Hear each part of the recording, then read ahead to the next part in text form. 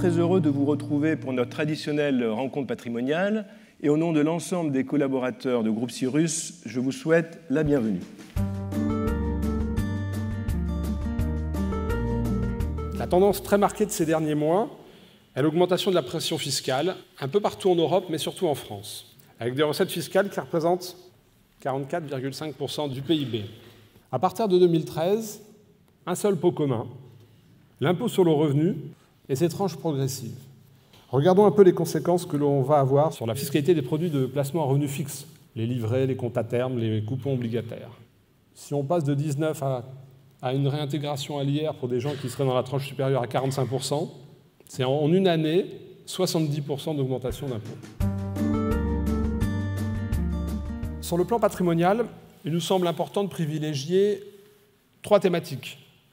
Traquer les revenus subis, profiter des dernières niches fiscales et enfin organiser la transmission de son patrimoine. Traquer les revenus subis, un des grands perdants de cette réforme est le compte-titres. Il devient donc impératif de détenir prioritairement vos actions, SICAV ou obligations, dans des enveloppes offrant une fiscalité privilégiée, qui sont encore l'assurance vie et le PEA. Voyons comment faire évoluer nos stratégies d'investissement. Vous pouvez aujourd'hui envisager d'investir sur des fonds obligataires d'entreprise, sur des fonds patrimoniaux prudents, sur des produits structurés à capital protégé, en privilégiant des produits simples et compréhensibles. Chez Cyrus Conseil, la limitation du risque, c'est d'abord la diversification entre différents vecteurs d'investissement. En conclusion, il va falloir être plus actif dans la gestion de son patrimoine et plus réactif pour saisir les opportunités qui pourront se présenter. Les marchés actions en 2012 ont affiché une performance satisfaisante. L'intervention vigoureuse de Mario Draghi, le président de la BCE, a permis aux marchés actions de retrouver un plus haut. Et comme vous pouvez le voir, une hausse de 10%, à peu près en euros pour tout le monde, puisque les marchés américains sont un peu moins forts, mais le dollar s'étant apprécié, vous avez également une performance autour de 8 à 10%.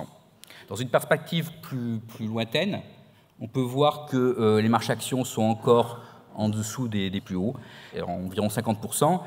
Les marchés américains apparaissent comme étant plus favorables, mais il ne faut pas oublier qu'en 2000, l'euro valait 90 cents, et donc la devise américaine a perdu pratiquement 50% de sa valeur face à l'euro sur la période, et donc, in fine, en euros, on a à peu près une perte pour tous les grands marchés actions d'environ 50% que l'on n'a toujours pas récupéré.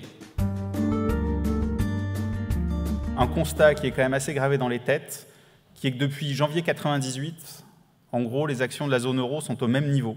Vous avez ici l'évolution de ces actions depuis 1992. Et vous voyez quoi? Vous voyez qu'un certain nombre de fois, on est passé par des fortes hausses et des fortes baisses, mais que depuis janvier 1998, on est quasiment inchangé. L'Europe est en train de faire un gros travail de rééquilibrage des balances commerciales après 10 ans de déséquilibre qui ont causé tant de dégâts sur les marchés financiers. Nous considérons que les taux vont rester bas. C'est un élément très important pour l'avenir parce que c'est une des clés de la tenue des marchés actions. Donc nous sommes dans le cadre d'un investisseur qui souhaiterait valoriser de façon importante son capital et qui aurait du temps devant lui. Chez Invesco, qu'est-ce qu'on propose aujourd'hui? Comme on l'a mentionné à plusieurs reprises, les actions européennes sont parmi les actifs les moins chers du monde. Est-ce que ça veut dire que ça crée des opportunités d'investissement à terme? La réponse est oui. Il faut encore prendre du risque pour 2013 et dans ce cadre-là, logiquement, une forte pondération action. Tous nos clients ne peuvent pas prendre de risques. Donc l'exercice est différent. Il s'agit de nous proposer des sources alternatives au fonds en euros. Ce qu'on a identifié, c'est trois sources potentielles de performance, de complément au fonds en euros. Les fonds d'allocation d'actifs. Il y a les fonds obligataires, comme le haut rendement qu'on a évoqué tout à l'heure, les obligations convertibles, y compris la dette émergente. Et enfin, le troisième segment, ce sont les produits structurés. Le fonds multi-patrimoine et le fonds Balance Risk Allocation sur 2 niveaux de volatilité un petit peu différents. Donc, c'est 2 fonds diversifiés pour 2013. On va reprendre Air Club parce que Air Club, c'est un fonds dynamique, très dynamique. Affinity Patrimoine, qui est multiclasse d'actifs, c'est-à-dire à la fois sur des actions, des obligations, des matières premières et du monétaire. Il est temps de redécouvrir votre PEA, peut-être bientôt le PEI, plan d'épargne investissement, qui serait éventuellement augmenté à 200 000 euros. C'est un endroit en plus où vous pouvez acheter des actions et conserver l'essentiel des gains sans le transmettre à l'État. Sur le plan patrimonial, on vous propose de profiter des dernières possibilités de défiscalisation. Nous vous proposons, vous l'avez compris, pour éviter les revenus subis, de privilégier les enveloppes de capitalisation. Nous vous proposons de donner une proportion cohérente à l'immobilier, notamment à crédit. Puis un point qui peut vous surprendre à ce stade, peut-être le meilleur cadeau qu'on puisse faire pour Noël à un enfant, un petit enfant, c'est de lui ouvrir un compte et de verser régulièrement de l'épargne qui lui servira pour sa retraite future.